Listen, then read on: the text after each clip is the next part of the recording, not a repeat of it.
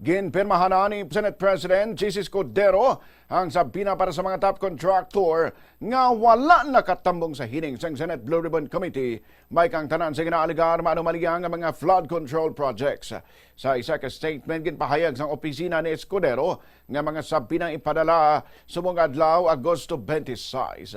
Ang 8 ka construction firms nga wala nagtambong sa unang imbestigasyon sang Senate Blue Ribbon Panel sa flood control ang ginalakipan sa mga masunod. Mr. Luisito Tiqui, ang president sang Tiqui Builders Incorporated. Mrs. Cezarah Discaya, president sang Alpha and Omega General Contractor and Development Corporation.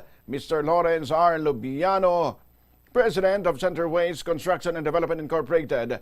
Mr. Edgar Acosta, President of High-Tone Construction and Development Corporation. Ms. Marjorie O. Samidan, Authorized Managing Officer ng EMG Samidan Construction. Mr. Romeo Miranda, ang President ng Royal Crown Monarch Construction and Supplies Corporation. Ms. Maria Roma Angeline D. Remando, ang President ng St. Timothy Construction Corporation.